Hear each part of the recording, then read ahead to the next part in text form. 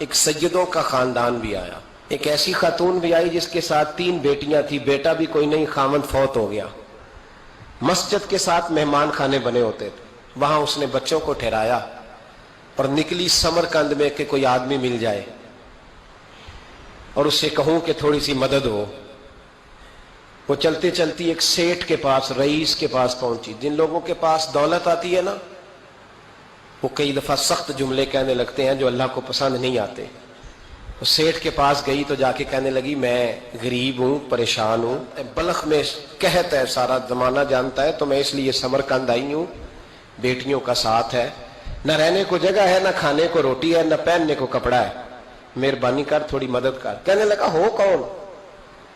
تو اس سید زادی نا کان آگے کر کے، ہاں کسی پہ بھی حالات سخت آ سکتے ہیں، اللہ سے ڈرنا چاہیے، کان آگے کر کے نا کہنے لگی میں سید زادی اور یہاں میرا اپنا کوئی نہیں، مہربانی کر۔ تو وہ سیٹھ صاحب، چودھری صاحب کہنے لگے مجھے کیسے پتا چلے گا تو سید ہے؟ تو سید زادی نے اپنا پلو کھولا اور اپنے آنسو دونوں آنکھوں سے صاف کیے تو کہنے لگی اللہ تیرا بھلا کرے، میں ثابت نہیں کر سکتی کہ میں حضور کا خاندان، میرے پاس کوئی دلیل نہیں، میں نہیں بتا سکتی، چل ٹھیک ہے، چلی گئی۔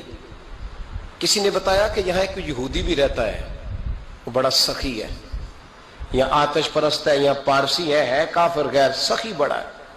اس کے پاس گئی، بیٹھی رہی، لوگ بیٹھے تھے، جب چلے گئے تو قریب گئی، کہنے لگی مجبور ہوں، پریشان ہوں، غریب نہیں ہوں۔ کہنے لگا بی بی تجھے کبھی دیکھا نہیں، سمرقند کی اتنی آبادی نہیں، میں سارے شہر، تو کون ہے؟ تو کہنے لگی تعارف نہ ہی پوچھے تو اچھا ہے۔ اس نے کہا چلو اگر پتہ چل جائے تو۔ کہنے لگی میں مسلمانوں کے نبی کی اولاد ہوں، مسلمانوں۔ اس نے کہا پیغمبر خدا کی اولاد؟ اٹھ کے کھڑا ہو گیا، بی بی کو ساتھ لیا، گھر گیا، کہنے لگا جو صاف ستھرا کمرہ ہے نا اسے پھر دھو ڈالو، ایک دفعہ پھر دھو ڈالو۔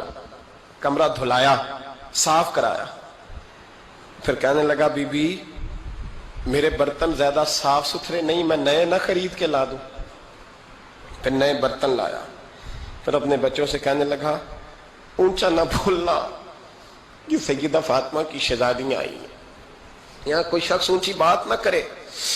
پھر کہنے لگا بی بی جو میرا بالکل طیب اور حلال رزق ہے نا، یہ اس میں سے لنگر ہے، لیکن چونکہ میں غیر مسلم ہوں، مجھے سلیقے نہیں آتے، جیسا تیسا بھی ہو نا اسے قبول کر لینا۔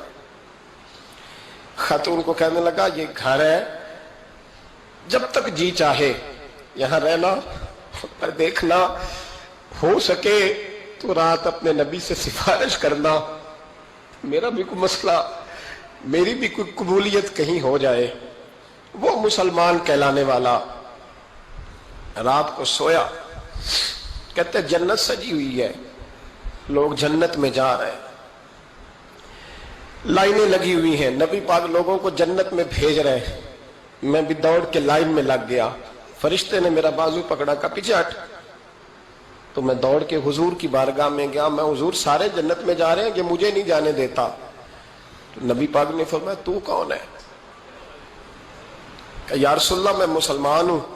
کہتے حضور مجھ سے فرمانے لگے کوئی دلیل ہے تیرے پاس؟ دلیل ہے کوئی تیرے پاس؟ میں چپ کر گیا، فرمایا میری بیٹی تیرے دروازے پر آ ہی گئی تھی تو دلیلیں پوچھنے لگ گیا تھا۔ ہم جا دوڑ جا، سویرے آنکھ کھلی تو گلیوں میں ڈھونڈتا پھرتا ہے، تلاش کرتا پھرتا ہے، کونے کونے میں جاتا ہے وہ سادات کا گھرانہ کہاں گیا، ڈھونڈتے ڈھونڈتے اس غیر مسلم کے دروازے پہ جا کے پہچان لیا تو کہنے لگا خدا کا واسطہ جو تو نے نوکری کی ہے نا ان کی مجھ سے 11 گنا لے لے، یہ سادات کا گھر مجھے دے دے۔ تو کہنے لگا کل تو آتا تو شاید بات اور ہوتی، آج بات اور ہے۔ اس نے کہا مہربانی کر، کہا نہیں کل تو آتا تو معاملہ اور تھا، آج معاملہ آج اور ہے، رنگ بدل گیا ہے، حالات تبدیل ہو گئے ہیں، اب تو دیکھ تاک کے آیا، جا دوڑ جا۔